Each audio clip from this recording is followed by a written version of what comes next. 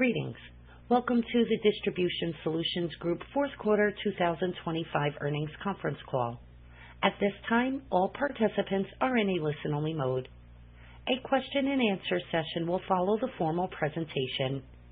If anyone should require operator assistance during the conference, please press star zero on your telephone keypad. Please note this conference is being recorded. I will now turn the conference over to your host, Sandy Martin. You may begin.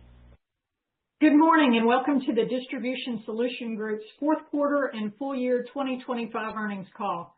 Joining me on today's call are DSG's Chairman and Chief Executive Officer Bryan King and Executive Vice President and Chief Financial Officer Ron Knutson. In conjunction with today's call, we have provided a financial results slide deck posted on the company's IR website at investor.distributionsolutionsgroup.com. Please note that statements on this call and in today's press release contain forward-looking statements concerning goals, beliefs, expectations, strategies, plans, future operating results, and underlying assumptions subject to risk and uncertainties that could cause actual results to differ materially from those described. In addition, statements made during this call are based on the company's views as of today. The company anticipates that future developments may cause those views to change, and we may elect to update the forward-looking statements made today, but we disclaim any obligation to do so. Management will also refer to certain non-GAAP measures, and the reconciliation to the nearest GAAP measures are available at the end of our earnings release. The earnings release issued earlier today was posted on our investor relations website. A copy of the release has also been included in a current report on Form 8-K filed with the SEC. Lastly, this call is being webcast live on DSG's investor relations website, and a replay will be available through March 19th. I will now turn the call over to Bryan King. Bryan? Thanks, Sandy. Good morning, everyone, and thank you for joining us.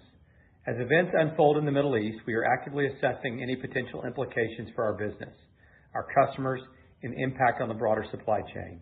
Our thoughts and prayers are with the military personnel and civilians who are in harm's way and with their families. We will continue to monitor the potential implications for global markets and are committed to operating with resilience, discipline, and care during this period of elevated uncertainty. We are not where we want to be at the end of the quarter, but our confidence and vision for the future remain strong. 2025 was a critical, internally focused reinvestment, retooling, and digesting year for DSG, as well as one where we managed through some dynamic pricing and supply chain and numerous one-time cost curveballs. While it was at times a dizzyingly dynamic year, through our daily North Star commitment to staying focused on investing in the business with a lens on long-term value creation, our urgency to offset shifting rules in the marketplace sharpened our focus on core fundamentals of building a better DSG, enhanced focus on execution tools and talent, on timely accountability across the organization, and made us prioritize not delaying targeted significant investments in capabilities and talent to position the company for long-term success. As a result, we go into 2026 with an enhanced perspective on our competitive positioning and long-term levers to drive performance across our North American and global platforms. As I reflected, we navigated challenging headwinds in 2025, including a government shutdown, shifting demand environments, and macroeconomic pressures and emotions, including those driven by fluid tariffs, where our diligent and largely effective efforts to recapture margin still left us short. Our financial results fell short of our expectations in the fourth quarter and for the year, and we own that. However, besides progress in our transformative investments, we enjoyed consistent operational affirmations in the marketplace around our value-added lines of business. Our teams delivered important new business and wallet share wins in each vertical, held on to business on the back of service and capabilities, and made meaningful progress in our customer-facing capabilities and partnerships in 2025. We leaned in on improved discipline, heightened institutional adaptability, and enhanced DSG's more broadly presented and refined value-added solutions as confirmed by the marketplace, all of which add up to real 2025 successes and maturity of the business that will make us stronger in the longer term. Turning to slide 4, For the full year, we delivered total revenue growth of 9.8% on one less selling day, resulting in $1.98 billion in annual revenue. Organic average daily sales grew by 3.6%, reflecting solid underlying execution. Cash flows in 2025 were strong. We generated $84 million of cash from operations on top of $56 million in 2024. Adjusted EBITDA finished at $175 million, short of our expectations. These results demonstrate our continued focus on cash generation, working capital efficiency, and profitability. Throughout the year, demand remained healthy across aerospace and defense, semiconductor-related technology, renewables, and as the year progressed, industrial power. During the fourth quarter, we began to see demand soften in renewables in North America, which we are actively managing by pivoting growth initiatives in that sector towards the strong renewables demand growth for DSG's improved presentation of capabilities in the global marketplace and expanding our efforts on other end markets where we enjoy exceptional customer partnerships and strong secular and strengthening cyclical momentum, such as in industrial power, technology, and aerospace and defense. Our expanded platform capabilities and ability to support our historic customers and similarly discerning customers on a more global stage are supporting an expanding and accelerating set of dialogues. As we've discussed on previous calls, our financial results will not be linear. The fourth quarter is a good example of that. However, these results are certainly not indicative of our long-term plans or confidence in the future. While we anticipate some quarter-to-quarter challenges to balance earnings with our recent commitment to accelerate our talent recruitment, transitions, and accelerated investments, we are committed to making decisions that prioritize driving a stronger and more profitable DSG in the longer term for all of our committed stakeholders, but recognize, like in this quarter, that the timing of some of those decisions unintentionally lined up with some margin near-term pressure and taxed near-term earnings more than leadership expected. While we didn't want to delay investments and talent decisions to unnaturally smooth earnings at the expense of building a better company, our leadership team still expects much better profitability performance from our DSG platform of capabilities. Let's turn to slide 5 to discuss our business initiatives. Gexpro Services delivered outstanding operating results in 2025, driven by the strength of the aerospace and defense, technology, and renewables end markets we serve. Despite some fourth quarter sales softness, full-year organic average daily sales increased 12.3%, with full-year ADS up 13%. We continue to invest in the technology and industrial power end markets, driven by expanding infrastructure needs and increasing AI-driven demand. Our order backlog and new business pipeline remain strong in both segments. While renewables slowed in North America in the second half of 2025, we shifted our investment focus towards global strategies with encouragement of exceptional partners across technology, industrial power, aerospace and defense, and the power generation cycle. We are seeing a meaningful growth opportunity in India, while Southeast Asia is progressing more gradually due to the timing of customer qualifications. Both regions remain relatively small today, but continue to show an excellent acceleration in prospective and current customer engagement across more of our proven value-added capabilities at DSG and Gexpro Services. Our European business remains strong, with increasing diversification across multiple verticals. Gexpro Services is also expanding its value-added service offerings using robotic automation and AI-enabled tools that enhance customer capabilities across VMI, kitting, manufacturing, and e-commerce solutions. Since bringing DSG together, Gexpro Services went from approximately $350 million in revenue to just under $500 million, mostly organically. Adjusted EBITDA has expanded from approximately $35 million to $64 million in 2025, with margins expanding nearly 300 basis points to 12.8%. This margin expansion reflects scale, broader geographic reach, enhanced value-added capabilities, and disciplined execution of operational efficiencies that leverage our cost structure. As we confidently lean into further investment at Gexpro Services, we are balancing strong optimism around marketplace pull on us to support growth opportunities with an expectation to drive earnings growth while making the important long-term investments in capabilities, geographies, and talent to support performing for our customers at a level that adds to the reasons we are winning wallet share and new mandates. As a reminder, Gexpro Services launching new customer programs requires upfront investment of significant time and margin, but results in exceptionally sticky customer engagements where we are critical to our customers, and our commitment to doing our job for them thoughtfully and exceptionally reaffirms the partnership between us and our customers. The upfront effort and investment can cause a bit of deleveraging of profits in any given quarter as programs ramp up or mature programs slow, like the shift we felt on the margin in the fourth quarter as new programs in global renewables come on, but domestic programs slow, or as we felt a year or so ago in technology. The great news is that the new business pipeline continues to expand even as mature programs may fluctuate based on each customer's program momentum. We also continue to win significant wallet share. We rarely lose programs, and expanding what Gexpro Services does as a part of DSG allows us to expand our engagement with our customers.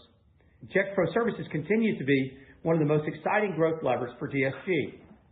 Looking ahead, we are excited and focused on investing even more deliberately in additional organic and inorganic initiatives to sustain and extend the strong long-term momentum we see at Gexpro Services. Next, Lawson Products. Average daily sales increased 2.7% in the fourth quarter, continuing the momentum from the third quarter when average daily sales grew by 3%.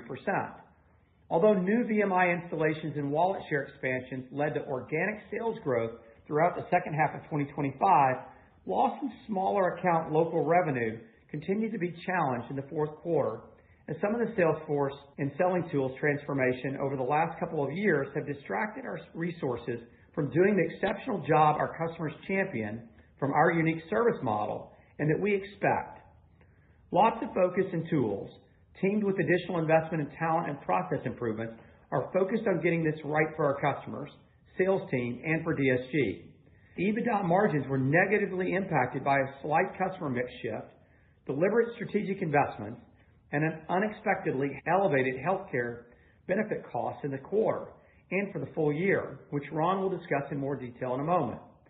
Recently, Lawson has made strategic investments in 2 leadership roles to strengthen the team through more capabilities and accountability. We brought on Jim Slumka as Chief Revenue Officer and Hillary Bryant as Chief People Officer. Jim joined Lawson in January 2026 and brings a proven track record of commercial transformation, having led sales and operations for a $1.8 billion omnichannel enterprise, overseeing more than 2,000 sales professionals, delivering a 6-year sales CAGR of 8% and expanding gross margins by 300 basis points. He brings strong discipline around accountability, urgency, process, and commitments to a team-focused enthusiasm for excellence and winning, all consistent with being a former West Point athlete and officer. We are thrilled to welcome Jim to Lawson and DSG and are confident on the immediate impact he will have on the organization. Hillary brings deep global HR leadership experience, most recently managing a worldwide HR organization for a $1.4 billion industrial technologies company with approximately 4,000 employees. She offers a great complement to Jim, bringing a renewed discipline and energy to employee engagement and corporate culture while elevating a clear cadence around growth-focused expectation, urgency, and rewards. These important investments, alongside others that have also been recruited over the last years, put in place critical pieces to now have a stronger ensemble of experienced, been there, done that leadership, and collectively add meaningfully to our sales and operating foundation as we pursue improved growth and execution in 2026. Turning to our 2026 growth priorities, we are focused on continuing to capture market share and expanding wallet share for our national accounts, including Lawson, Kent, and government, while reestablishing our commitment to offering the highest level of consistent service out of our sales force for our customers. And with that, a return to growth out of our smaller local accounts driven by their efforts and the investment we have made in them. A key leading indicator of our growth is in new VMI installations, or internally what we refer to as ship-to locations, which we are currently ramping up after a challenging couple of years as we've been working through our sales force transformation. We continue to leverage technology to increase sales effectiveness and are improving the rigor and consistency of sales rep activity, supported by our CRM tool, enhanced training commitment for new FSRs, and a real focus on our DSM's consistent cadence with our established FSRs around driving growth and consistency in the customer experience.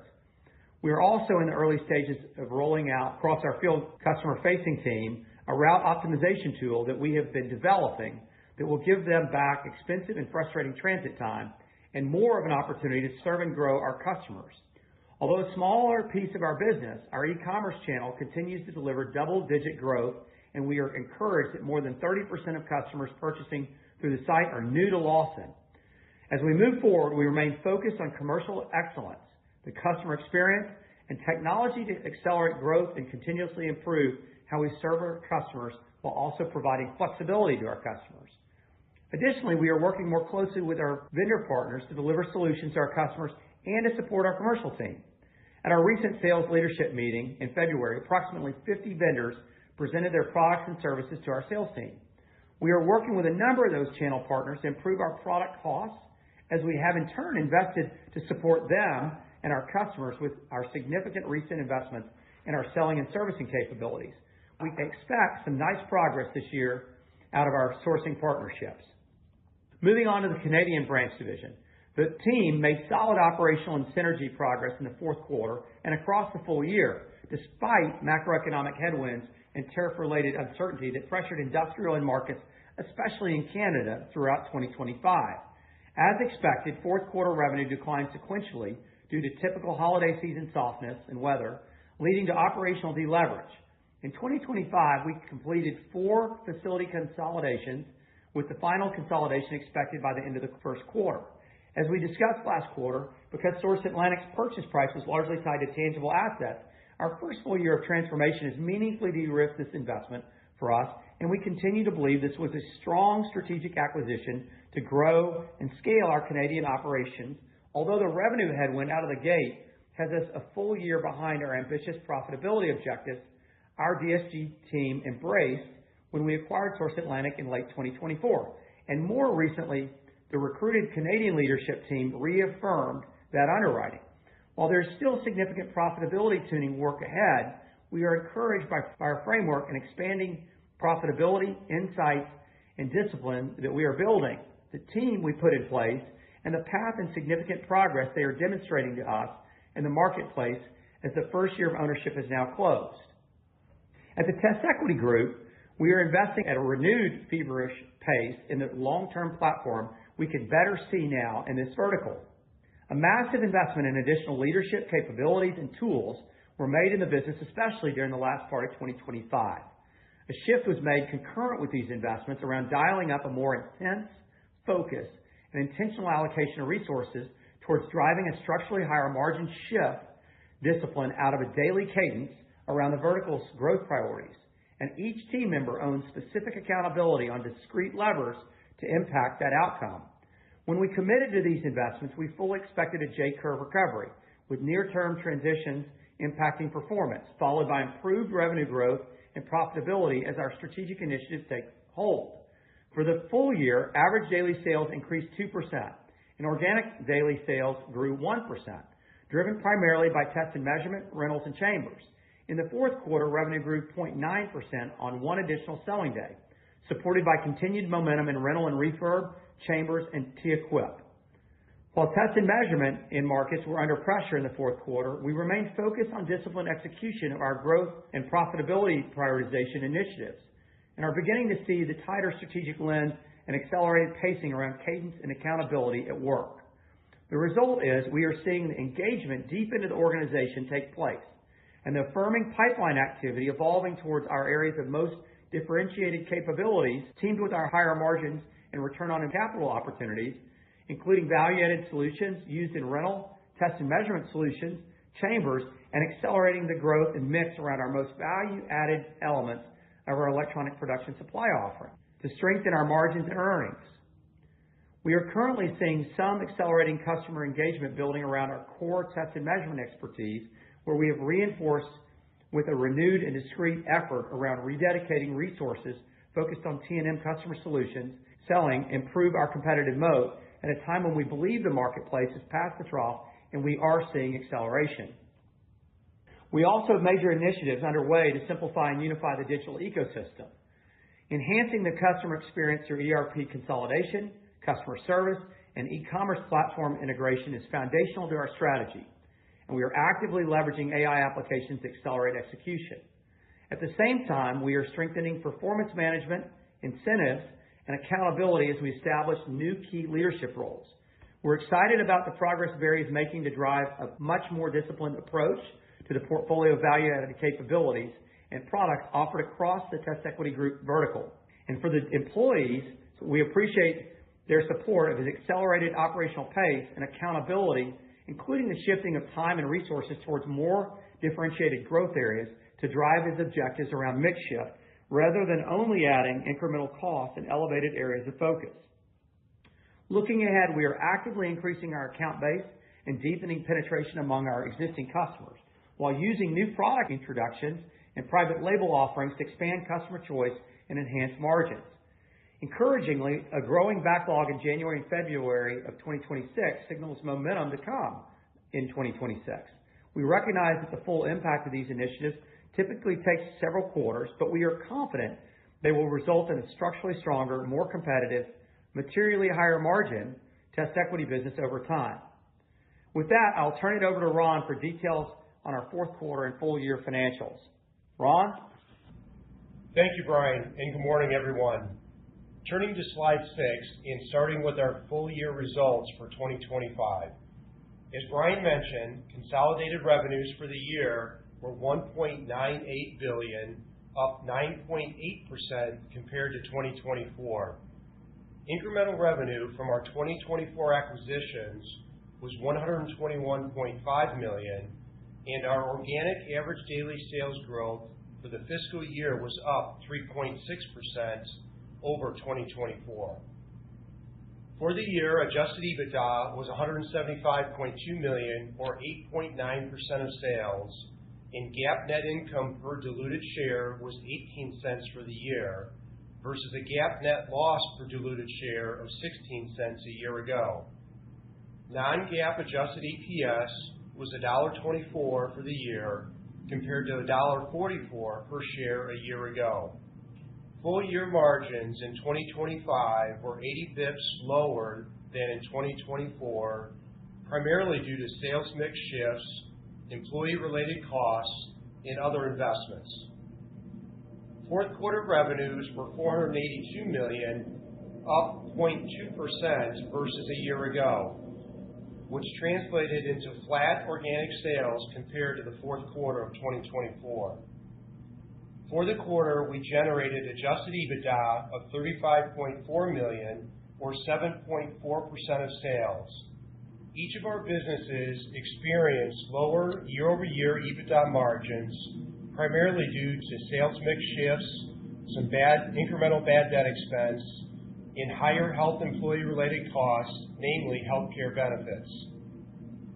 Cash flow from operations was strong, with $16.9 million for the quarter and $84 million for the full year, on top of strong results in 2024.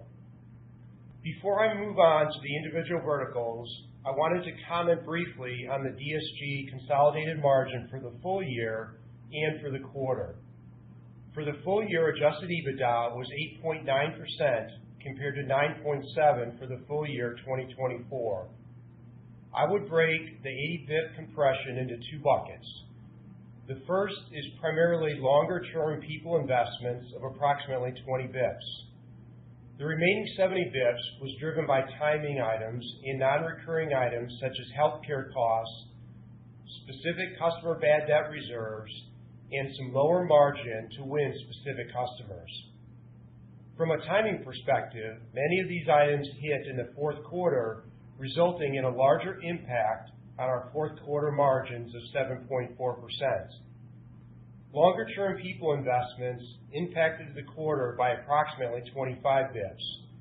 Other items impacting the quarter that we would classify as timing or non-recurring include healthcare, approximately 40 basis points, customer-specific bad debt, approximately 20 basis points, recruiting and leadership startup, approximately 25 basis points, mix shifts within Gexpro Services, approximately 25 basis points, and timing benefits realized in the fourth quarter of 2024, which was about 40 basis points.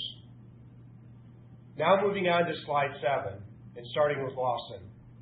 With Lawson, full year revenue increased $12 million, average daily sales grew by 2.6%, and organic average daily sales declined by 1.2%, primarily due to lower military customer sales. Adjusted EBITDA for the year was $51.6 million, or 10.7% of revenues for the full year. For the quarter, Lawson's average daily sales were up 2.7%, and its adjusted EBITDA was $7.7 million, or 6.7% of sales. In the Lawson-based business, the margin compression from the prior year was primarily due to sales mix of about 60 bips, higher health employee-related benefit costs of approximately 100 bips, and employee costs and timing of incentive accruals of approximately 110 bips. As Brian mentioned, Lawson's most significant sales initiatives focus on new VMI installations and increased share of wallet, which are leading indicators of revenue growth. We are continuing to accelerate the adoption of our CRM platform to improve sales rep productivity, grow the core business, and are currently in the early stages of route optimization planning. We are also expanding our e-commerce platform. This is a cost-effective way to do business, and 1/3 of our customers on the site are new. Although sales are still small on e-commerce, we experienced about an 18% revenue growth in the fourth quarter. Turning to slide 8, full year sales for the Canadian segment were $221.4 million in USD, up $96.3 million, primarily due to the Source Atlantic acquisition included for a partial year in 2024. Fourth quarter sales for the Canadian segment in USD were $55.1 million, reflecting some seasonal softness. Market softness for projects and manufacturing end markets persisted, mostly in Eastern Canada. However, current backlogs have increased meaningfully. Full year adjusted EBITDA was $15.6 million, or 7.1% of sales, while fourth quarter margins were 6.6%. Margins were compressed slightly due to items such as first-year Sarbanes-Oxley compliance work. The Bolt Supply standalone business drove sales by 7.8% in local currency and generated a 14% margin for the full year. We continue to make progress on planned synergies around gross margins and branch consolidations between Bolt and Source Atlantic. Turning to Gexpro Services on slide 9. Full year revenue was $496.7 million, representing organic average daily sales growth of 12.3% and total ADS growth of over 13%, driven primarily by end market strength in aerospace and defense, technology, and renewables for most of the year. Recall that we highlighted tougher sales comps in the fourth quarter, which declined 1% on an average daily sales basis, generating $119.4 million. Full year adjusted EBITDA was $63.7 million, or 12.8% of sales. For the quarter, margins pulled back to 11.7% from 13.3% a year ago on a lower Q4 sales base, a sales mix on lower renewables, and some strategic employee investments. Value creation initiatives for Gexpro Services continue to include DSG cross-selling, acquisition synergies, and expanded VMI, kitting, manufacturing, and e-commerce offerings. Lastly, I'll turn to TestEquity Group on slide 10. Full year sales were $783.2 million, with average daily sales growth of 2%, driven primarily by test and measurement, rentals, and our chambers business. Organic average daily sales for the year were up 1%. Fourth quarter sales were $192.9 million, with average daily sales up 0.9% versus a year ago. TestEquity's adjusted EBITDA for the year was $51 million, with adjusted EBITDA margins of 6.5% versus 7.3% for all of 2024. Margins were pressured by a sales mix shift, higher bad debt expense, in higher employee-related expenses, including the build-out of the leadership team, and non-recurring favorable items from a year ago. Fourth quarter EBITDA margins were similar as full-year margins at 6.4% of sales. The new leadership team has aligned priorities through performance management, incentives, and accountability. Moving to page 11, we ended the year with total available liquidity of $469 million, and for 2025, our free cash flow conversion, defined as adjusted EBITDA less working capital investment, less CapEx, was approximately 85%. In December 2025, we expanded our senior secured credit facility through 2030. The new facility includes $700 million of term debt and a $400 million revolving credit arrangement, an increase over the previous $255 million revolver. This puts us in a strong liquidity position to best drive shareholder returns through our capital allocation playbook. We ended the year with unrestricted and restricted cash totaling $75.3 million and net debt leverage of 3.5 times. We continue to prioritize growth initiatives that enable cross-channel and collaborative selling across our customer base, expand our digital capabilities across our platform, and drive growth through an asset-light model. We invested $26.8 million in net CapEx, including rental equipment, and we plan to invest a similar amount of $25 to $30 million in 2026. As we've highlighted in the past, we have invested nearly $450 million in M&A by acquiring 9 highly complementary businesses to expand our portfolio, leverage scale, and grow through product adjacency and services. We closely manage working capital across our businesses, and net working capital was $473.5 million. As we mentioned, DSG generated $84 million of cash from operations for the year, similar to 2024 before retention payments, and a testament to management's close monitoring of our working capital. Our strong cash generation in 2025 positioned us to be more active in share repurchases. In November 2025, the board authorized an increase to our existing stock repurchase program for an additional 30 million in shares of DSG's common stock, taking the total aggregate authorization amount to $67.5 million.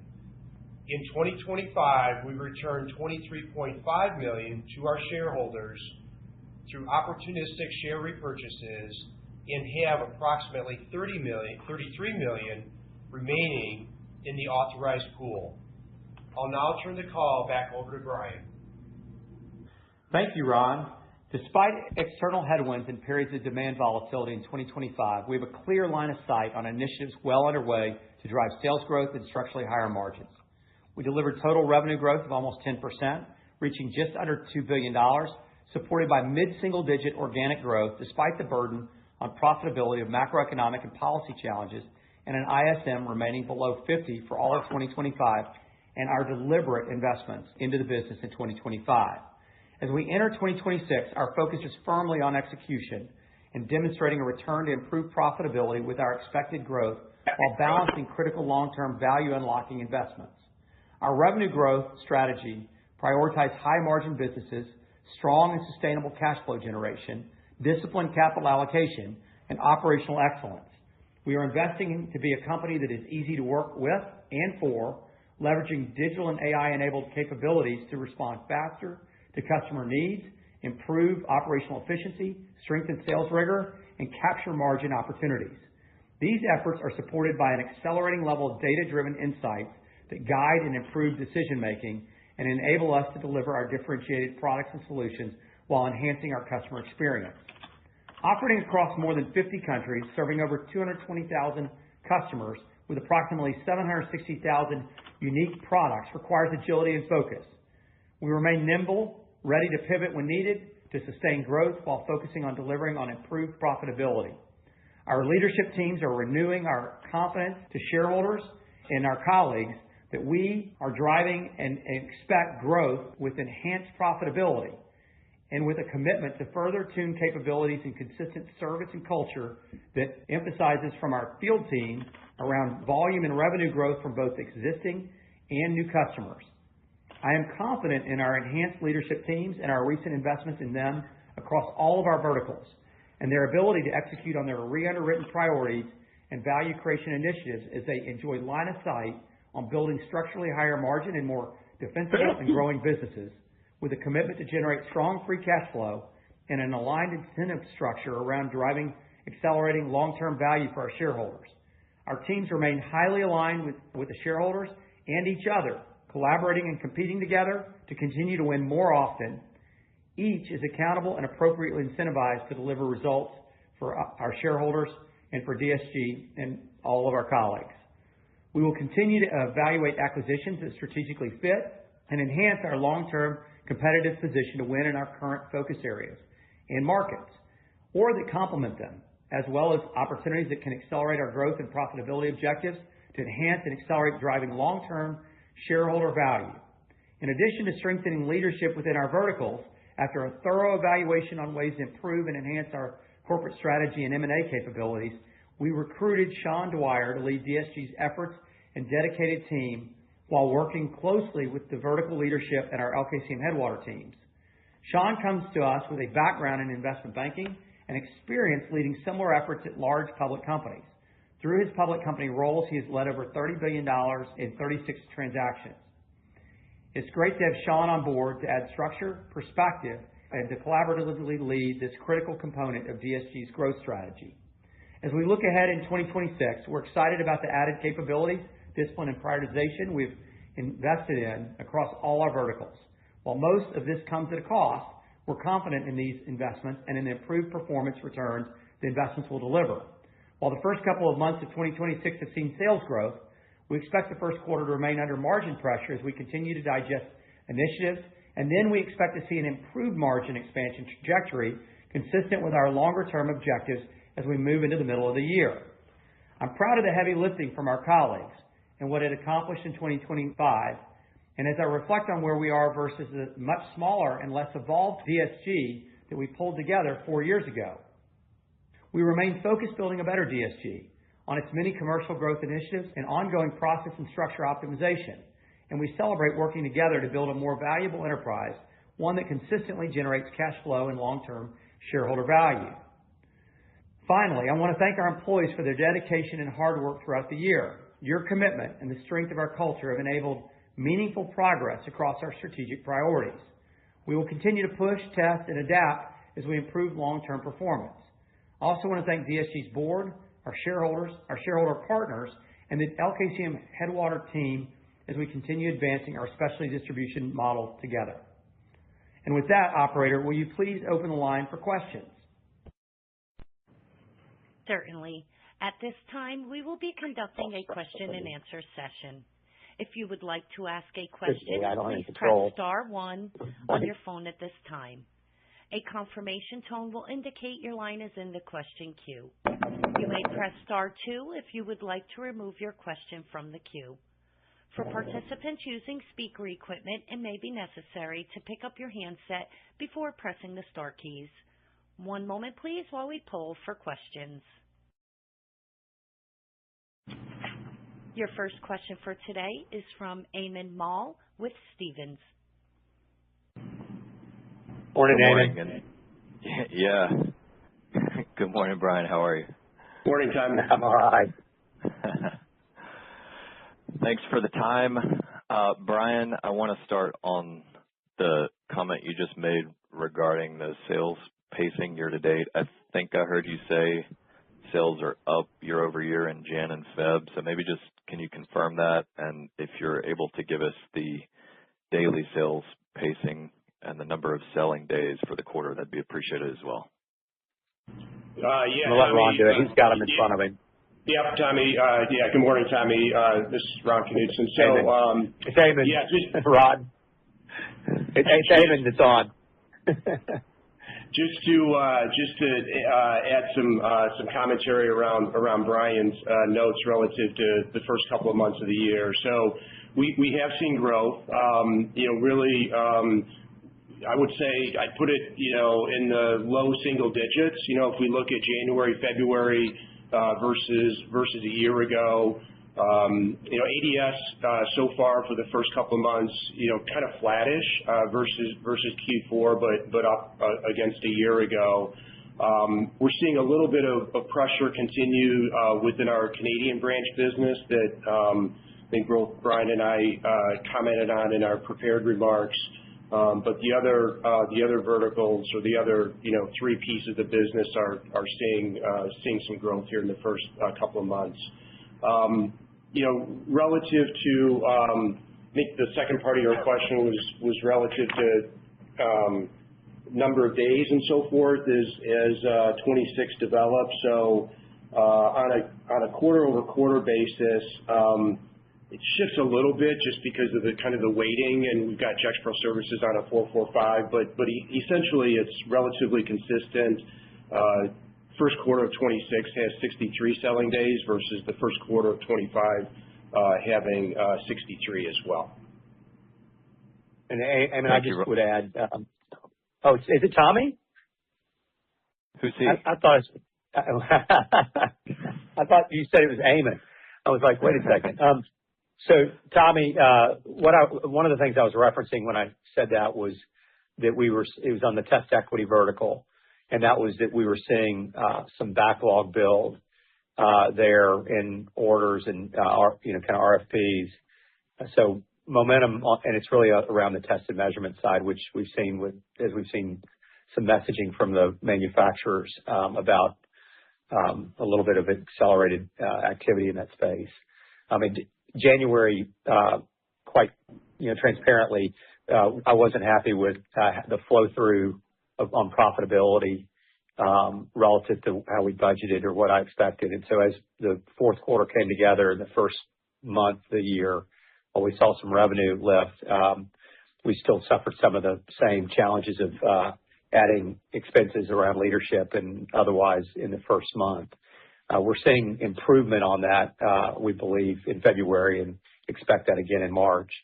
So that the re-leveraging of our cost structure with the pickup in revenue.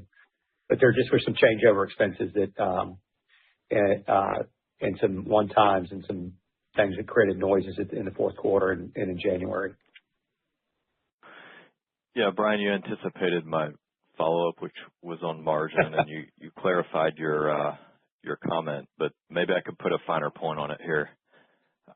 If I go back to the numbers that Ron gave us in the prepared remarks, there were a series of one-timers in Q4.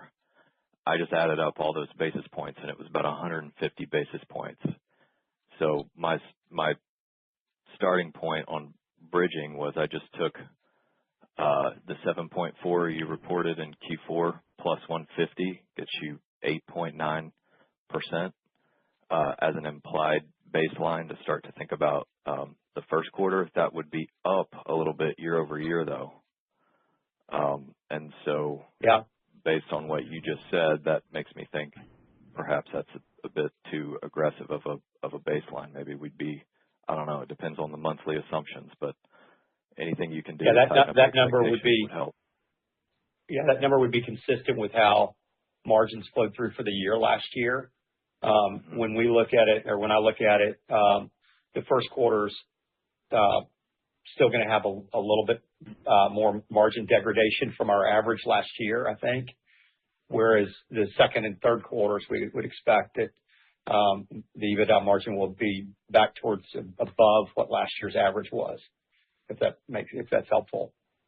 Yep. Is that right, Ron? Very much. I'm looking at you, Ron. That is right. Better. Yeah, if I go back Q1 of 2025, we were sitting at about 9%, and Tommy, we typically we do get burdened with some other items that we didn't call out specifically in our comments, around some payroll taxes start over on us. That typically drags our margins a little bit, even going from Q4 into Q1.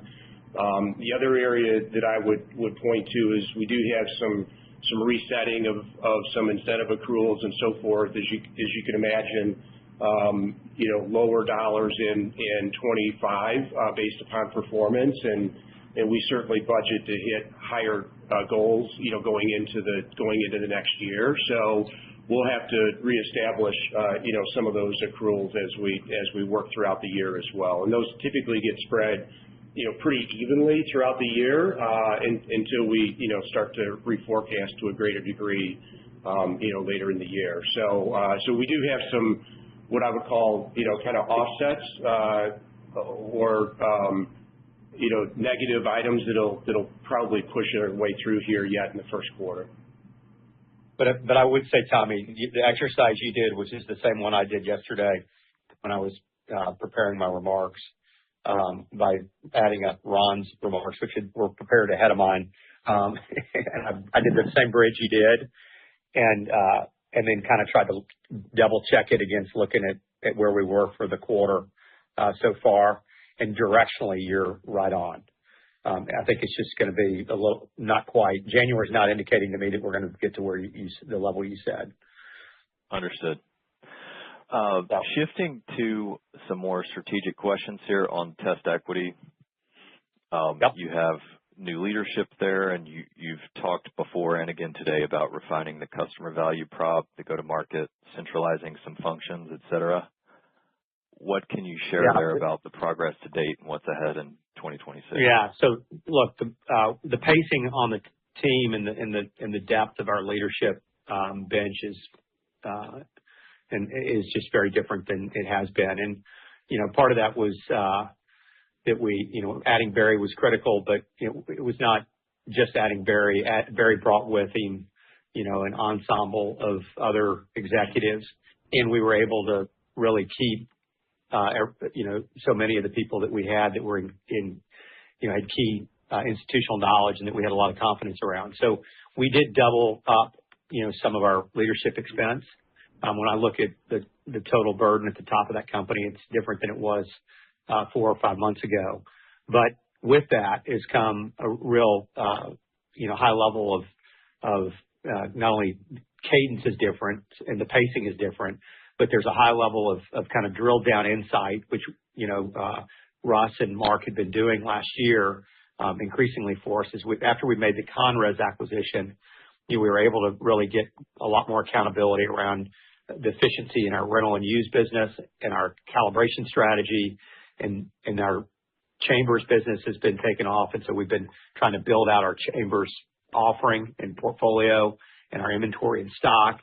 And then we've been working through kind of a more cohesive strategy around the total test and measurement go-to-market kind of value proposition to the customer. So it's not just as isolated to margins on new product.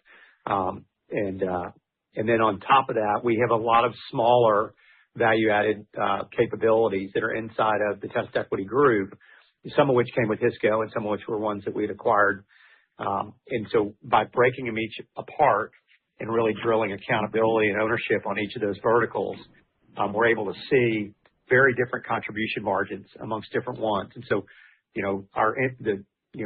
of our EPS business, we've got parts of it that are more commodity, that are volume, but our cost, our channel support to that is similar to our more discrete specialty parts of the same EPS business. And so the flow-through margin on those look quite a bit different. And so the team is really, re-energizing the sales force on how they're spending their time and how we're delivering our messaging in the marketplace into our employees around where the levers are to pull a lot more attention and acceleration through the parts of the business that have very different structural contribution margins. And that's just that energy and that focus kind of started 100 days ago, but it's trickling down through the organization more recently. Our chief commercial officer, who's been real important to the business, we made our president of Mexico for all of DSG so that we could start to really bring our cadence together across all 3 of our verticals in Mexico so that we could have more cross-sell wins and drive total revenue growth. That's the business that he had built for Hisco.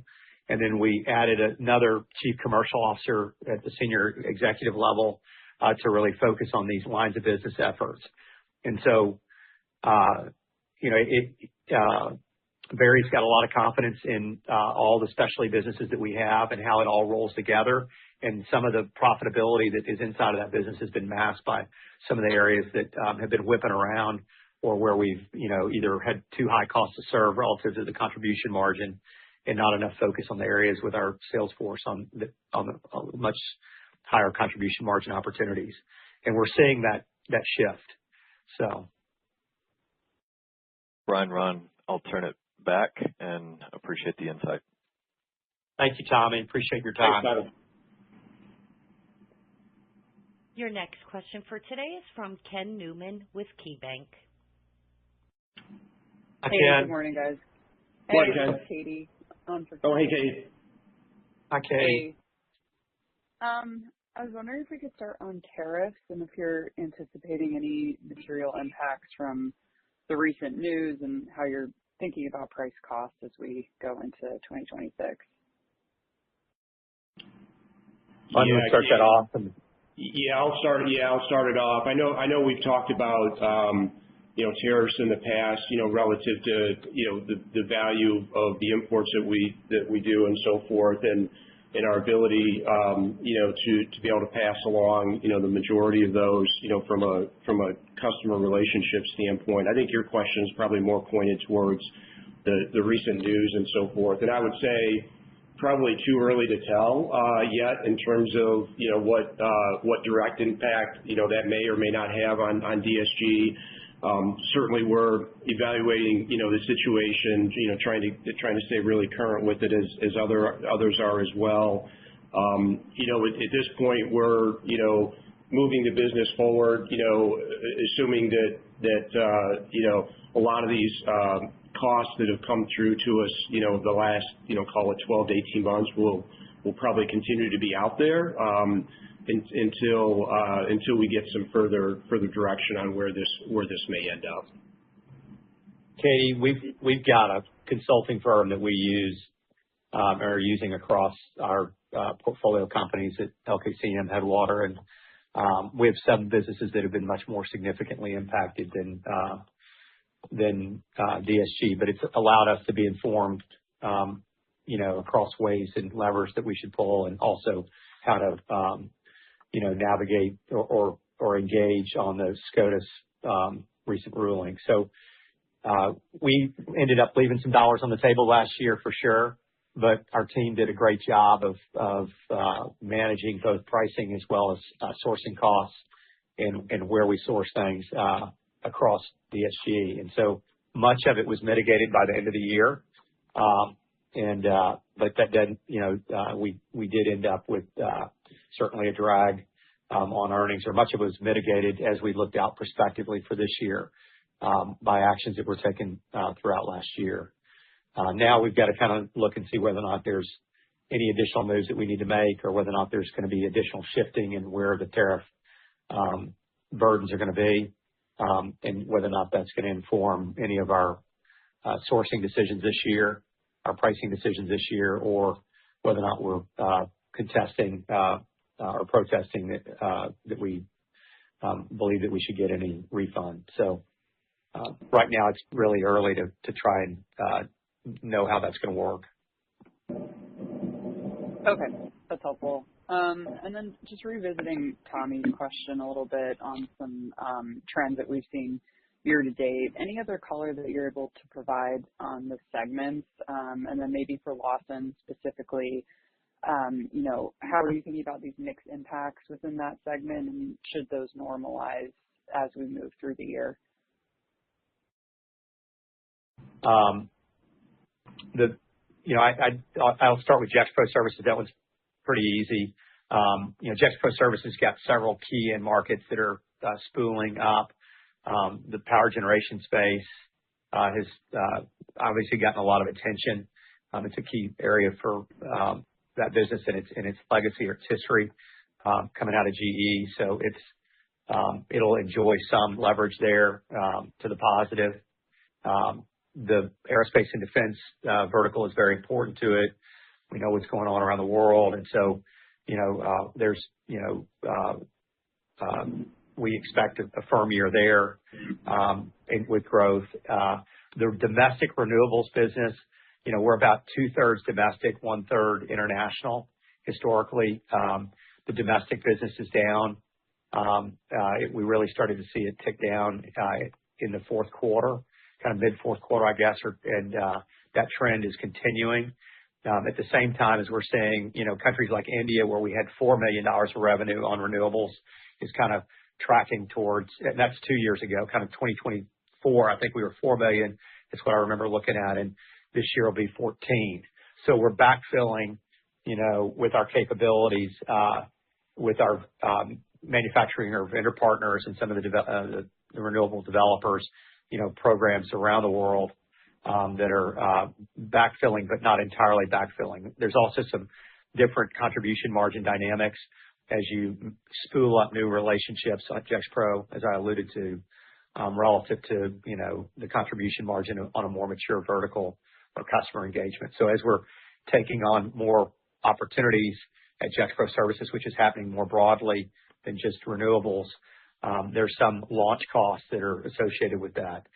We do believe that Gexpro Services margins that we've seen throughout last year are consistent with how we think that business is kind of going to continue to operate. So we don't expect a significant deterioration in the EBITDA margin at Gexpro Services this year at all. We think it's kind of operating without a lot of headroom up this year, but operating at a level that we think is about consistent with where we expect it'll be this year. On the test equity side, we're, as I alluded to earlier, we're seeing strong interest in the test and measurement equipment. Our EPS business is continuing to see some softness. Our electronic production supplies, one of the key areas is our electronic manufacturing. Ron, help me with that. I'm kind of starting to remember how we call that vertical.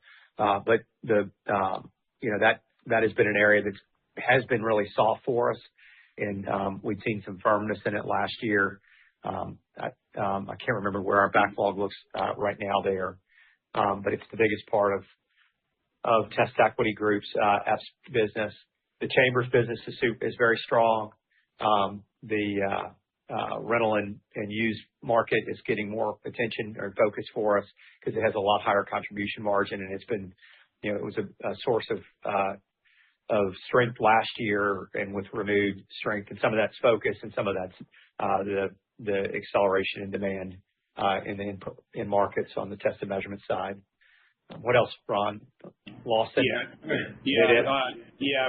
Relative to Lawson, and what I would say around that is we continue to see an increase in our what we call ship to or VMI installations, in particular in our larger locations, within strategic relationships, and within our Kent Automotive business.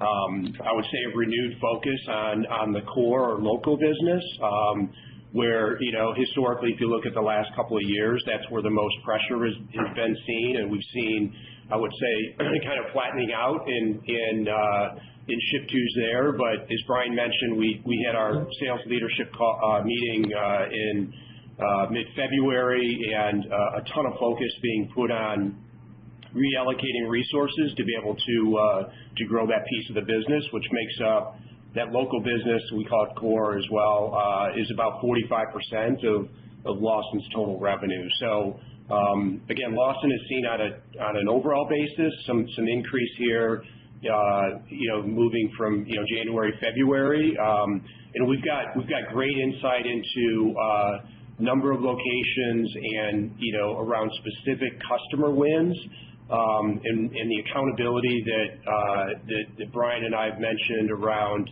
making sure that those sites get installed on a monthly basis, with Jim coming on board here in January, a renewed focus around that, making sure that we hit those numbers as well. Got it. That's it for me. Thanks. Thanks, Katie. Your next question for today is from Kevin Steinke with Barrington Research. Great. Thank you, and good morning. Morning, Kevin. Hey, Kevin. Hey, just wanted to follow up on the earlier margin discussion. I believe in response to one of the earlier questions, you mentioned that you thought the second and third quarter adjusted EBITDA margin could be above the full year 2025 average of 8.9%. So you're thinking kind of a, 9-ish is appropriate for, second and third quarters? I think we believe it's going to be relevered up higher than that, Ron. Okay. But I think that I'm trying to remember where we are around there, but it's, if you look at last year, our second and third quarter EBITDA margins were above that 8.9. And I think we expect that it'll be consistent with that or above. Can you remember? Is that right, Ron? Yeah. I think where we're going to see probably the most pressure, as we commented on, is really here in the first quarter. And then you're correct, Brian, relative to second and third, would be an acceleration, north of what we posted for the full year. And typically that's not unusual. I mean, typically, for us, the second and the third quarters are typically the strongest quarters. And in fact, even that, that uplift, generally starts in March. March can be, it's a longer month, in terms of selling days. So we get some additional operating leverage there. And then typically, Q3, if you look back historically, Q2 and Q3 are typically the strongest, uplift in sales as well as overall margin percentages. I just looked back at it, and last year's Q2 was 9.7 and Q3 was 9.4. Versus the 9 last year in the first quarter and the 7.4 that we posted in the fourth quarter. So that's kind of gives you some sense of how the quarters fit in together. And I think we've got a good number of selling days. Is it in the second quarter, Ron, or is it March? Yeah, I'm trying to remember. There's 60. Yeah, in March I think it's either 22 or 23 days in the month of March, and then Q2 and Q3 both have 64 selling days. Okay, great. Got it. Yeah, that's helpful. Appreciate it. I wanted to also follow up on Lawson. You mentioned there some continuing challenges just in the small, the small account side there. Maybe, some loss of focus as you've gone through this transition period. But, I know you've been experimenting with various things there. I think that's to serve the small account customer base and with inside sales force or maybe some service reps who do the unpacking. Are those the sort of things you would still want to continue to work on? I know you also mentioned e-commerce. Or is it just more kind of getting the actual sales rep back on site more frequently? Any more thoughts on kind of how you kind of are approaching that? You just kind of wandered through all of them, which is great. That's what I was going to say, Brian. Ron and I are laughing because we are smiling because you're right. Yes. So I would say that the shift to some tiny customers that were too small to service with the cost to serve of having a rep go see them because their order flow dynamics and the size they're invoicing was too small to have somebody there unpacking and managing stuff. I think our inside sales group and our e-commerce efforts have really helped that. So I think that our revenue there is not where we've really lost volumes. We may have lost some ship-to locations, but I think, Ron, if I remember correctly, we've actually seen pretty good traction out of that total effort, even though we may have had some small ship-tos. Those are not the ones that we're missing. We had, with the compression of our sales force that we did 2 years ago, as we were getting set for the new Salesforce initiatives that we were putting in place and the technology tools, and the way that we're trying to drive productivity out of our teams, we certainly saw with that some of our smaller core customers not get the level of service that we would expect. We had less salespeople, and as you might imagine, the salespeople that we had covered the bigger customers or the strategic accounts, the national accounts that we were trying to make sure we were doing a great job for across the country first. And so that caused a natural, trend of losing some of our ship-to locations that just had less volume in them. And, a real concern on our part at the leadership level on whether or not our salespeople were, with that compression and then with the, distraction of a lot more strategic and new national accounts, were spending as much time focused on the smaller street business that they used to, make a lot of their money on. So Ron and Mike Decatur started the national account or strategic account initiative about a decade ago, and it's grown to where it's as large as a part of our business as our street business is from zero. And so we're feeding our salespeople, those national accounts, and in some ways that maybe was creating some behavioral challenges that we didn't appreciate until we got more insights out of the CRM, and now with the insights that better data analytics are allowing us to see, and how we're keeping up with some of those smaller accounts. And also, we went out into the market and did a bunch of feedback surveys that we needed to have at my level and our investment team level to be able to triangulate with our leadership team what we were hearing in the market from a lot of those smaller accounts.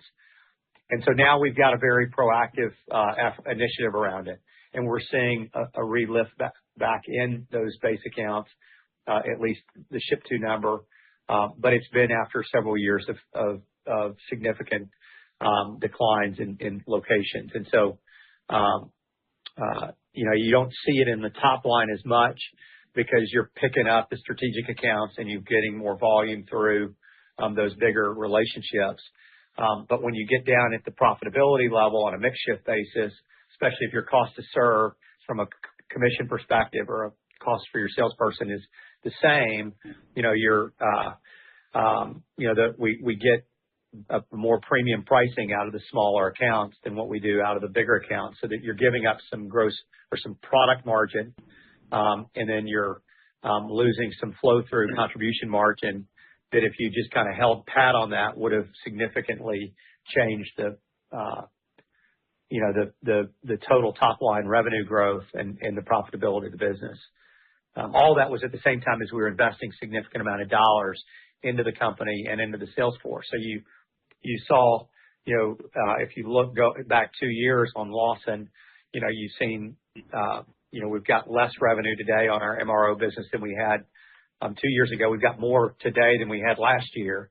But that, most of that decrease really came out of those smaller accounts, and the flow through on that at the same time as you were investing in paying your sales force more, offering them more tools, and putting dollars back into it, caused a delevering dynamic at the same time as we were making a deliberate investment.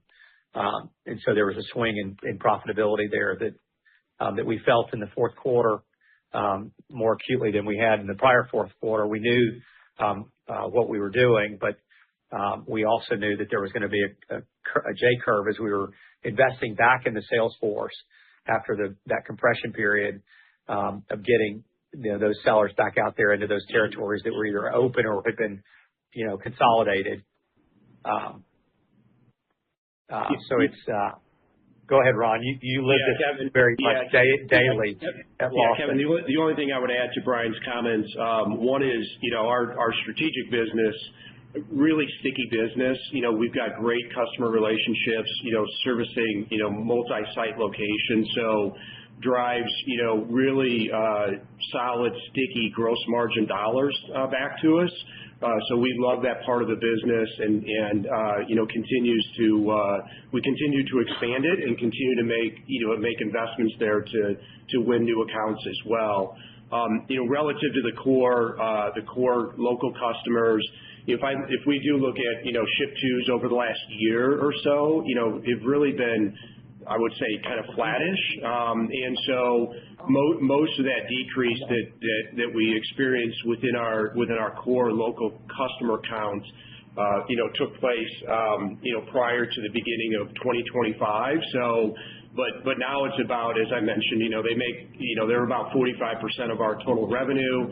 To Brian's point, it's putting, some headwinds against the total sales growth that we see. And now it's a renewed focus on making sure that we can get, that 45% of our revenue customer base growing again. So, and there's change in incentives and focus, and even at the sales leadership meeting that I mentioned a couple of weeks ago, a lot of focus around where that business historically had been, where we sit today, and where we need to take it in the future with our sales leaders.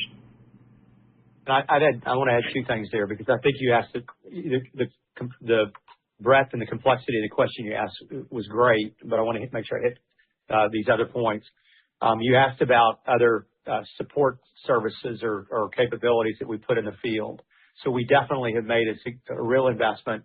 We're working on it in some key markets, but we're adding some service reps and some focused, new account sellers, if you will, or re-engagement sellers. So not the field sales reps that we've got historically, but to support those field sales reps so that they have the time to get back in front of some of these customers that they've not spent as much time in front of, by having these service reps support them on some of their higher volume relationships, so that they aren't having to go by and see the account twice. So if you think about the way that we often serve even our high volume customers, like those national accounts, they're going in and they're scanning the bins, they're putting in an order, and then they're coming back a couple of days later and they're breaking open boxes and they're reorganizing and reloading all those cabinets. And so that labor component that we sell as part of our value added, our critical part of our value proposition to our customers, by having a service tech, do a route and efficiently go by those customers and help take one of those stops out, then we're opening up the opportunity for those sales reps to spend more time back in the field, servicing those customers that maybe were either smaller on the street level, or some of the national accounts that we're adding, that need, early touch points high, or making sure that we're getting more wallet share out of them and getting them stood up on their initial building out of their program. So that's a real focus right now of the business. It's definitely been a cost center. I mean, we've layered that cost in, but it's something that we are seeing strong early indications that that's a model that we want to continue to lean into to support our FSRs. It allows our FSRs, we're not changing, it allows them to make more money because it gets their total revenue that they can have flow through them up. And we think it does a much better job of servicing the customer at a higher level. What our marketplace surveys have told us is that our customers felt like that too often our sales rep, if they were a smaller account, they just weren't getting the attention, or they were being effectively fired by us, not by them. And so it was a real message that was consistent that we heard where they were asking for us to come back out and service them again, and to give them that consistency of service that they wanted from us. And that, maybe over this transition period with our sales force, we haven't as consistently given to the smaller accounts. And so that's been a drag of several percentage points of growth a year, the last several years at least, that we've been making up with our national sales efforts. And maybe 2 years ago, to last year, so 2023 to 24, it was a bigger drag because we had that compression with our sales force. And then we probably fought, mid-single digits drag on our growth last year out of that a little bit as well. Is that fair, Ron? You know the numbers. Maybe not quite that, but Yeah.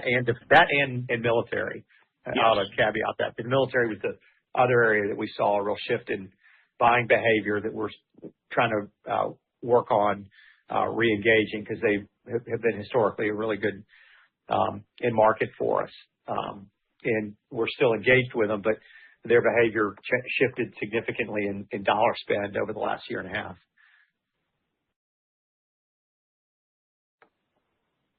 Yeah, sounds good. Well, thank you for all the color on that. Appreciate it. I just want to lastly ask about the M&A pipeline, given your strong liquidity and the extension and expansion of your credit facility.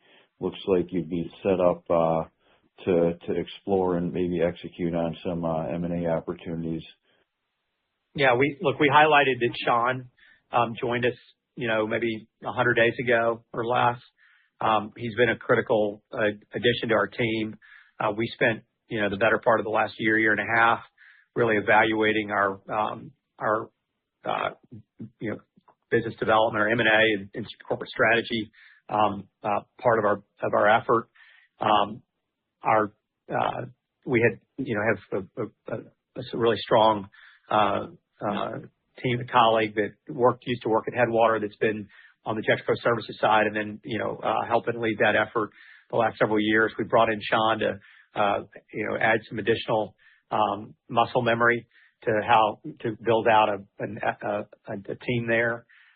He's significantly increased the funnel in just 100 days. He's gotten a lot of buy-in from the vertical leaders and from our team about where we want to spend our time and effort. We had a few things last year that were high priorities for us that we had hoped to get done that didn't get done. I'd say that none of them are off the table, but they're but we just weren't able to get them over the goal line. They've been high priorities for some period of time. And then we have, some things that we are focused on right now that are smaller tuck-in acquisitions that significantly bolster some areas of either strength or focus that we've got in a few of our or a couple of our verticals. And we would expect that there'll be some small tuck-in acquisitions that we'll be able to get over the goal line over the first half of this year. Okay, sounds good. Those are important to driving accretive. The ones that I'm thinking of, there's 3 of them that we have prioritized. All 3 of those will add significantly to the margin construct of those 3 verticals. But they're small. They're not. These are tuck-ins. Got it. Understood. Well, thanks again for all the insight. I'll turn it back over. Thank you for your time and your thoughtful questions. Thanks, Kevin. We have reached the end of the question and answer session, and I will now turn the call over to Brian King for closing remarks. Appreciate everybody's engagement and your time this morning. We look forward to stronger quarters in the future, and I appreciate everybody continuing to be supportive and engage with us. Have a great next several months.